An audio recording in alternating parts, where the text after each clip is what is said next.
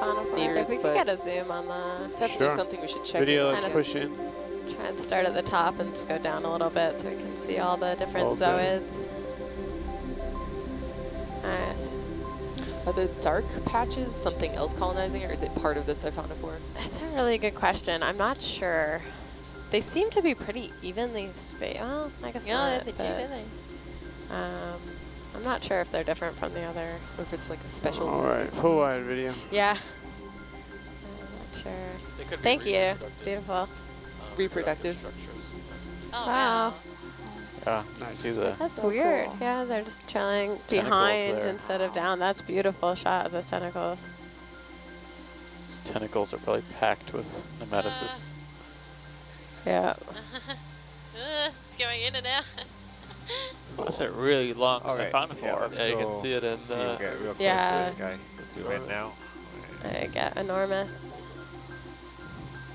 Yeah, Siphonophores are colonial organisms. They're related to jellyfish, but they're what looks like one individual. This whole long chain is actually made up of multiple individual animals. The zooids that we're looking at now are the feeding zooids. So they have these long tentacles hanging down from them that help catch their food.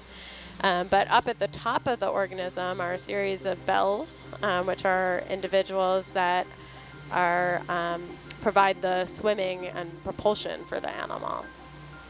So they all kind of work together, but it's actually not all considered one individual.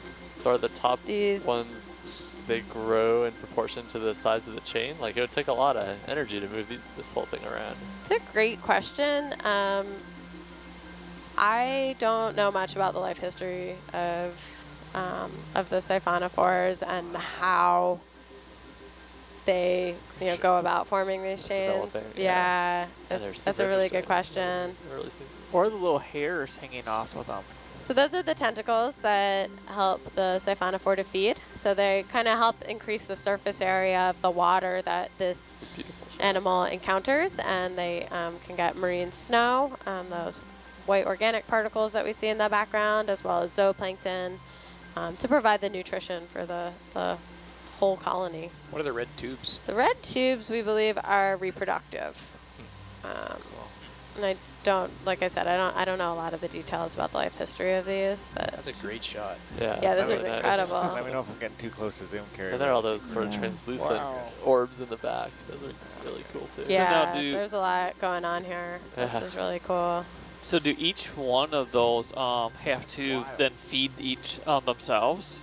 So they all provide nutrition for the whole colony because they're somehow getting nutrition up to the swimming bells, which have no way of feeding themselves. That's the best shot of a Siphonophore I've seen. This is Yeah, that's amazing. incredible. Yeah, I've Yeah. never seen a Siphonophore this close. Trevor, I'm not paying attention to where I am. I'm even more excited about Fine, our you're looking great. spirit animal now. This blue circle. Yeah. Herc LBL. Okay, great. Thank you. And that's why we're the Siphonophore watch. Might make the highlights. Yeah. That's That's really what I cool. am entering right now. Nice. The object on the screen is much smaller than you think. Exactly. It's really So hard wide. to identify gelatinous organisms in gut contents. So things, fish have bones. Many of the crustaceans, they have their exoskeletons and they have mouth parts and things that are preserved in the guts of things that feed on them. With the gelatinous animals, there's not a lot to see. So after even just a little bit of digestion, it can be really difficult Poor to guy. make out whether or not they make up some of the components of the gut contents. So it's hard to say. This one's amazing. Yeah, those long tentacles Really, shimmering. really incredible. And I have to give a huge applause here to Carrie and the Oh, I ROV smushed it. team Yeah. for this amazing job and footage. It's just two small ones now. That's right. Yeah, I wonder if they regenerate the swimming guys. I bet they I hope can. so. Yeah. They do Camera's about 60 sting. They have degrees. nematocysts, Thanks. stinging cells, so that definitely provides protection from a lot of animals. But like everything in nature, there always seems to be something that's evolved its way around the protections of other animals. So there may be some things that can feed on siphonophores. And do you find them at higher levels in the water column? Yeah, what we've been seeing on the dives out here on this expedition is that we do see siphonophores ahead, as a Zoom. whole throughout the water column, Go but for we've Zoom. been seeing kind of a transition between different species.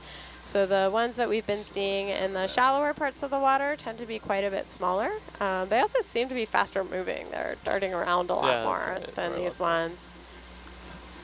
So are all are all the siphonophores that we're seeing kind of the same species, or I guess they're not really a species, but all the same makeup, or do they vary? Same species is an appropriate term. I believe that at least most of the ones that we're seeing at this depth are the same.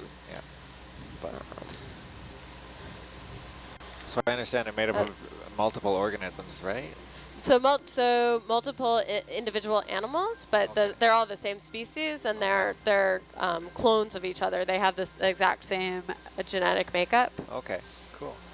Clones, cool.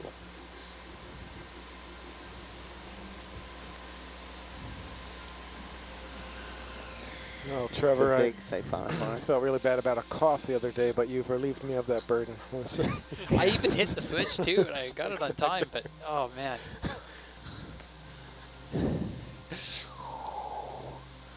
Wow. Nice shot. Yeah. And Style points.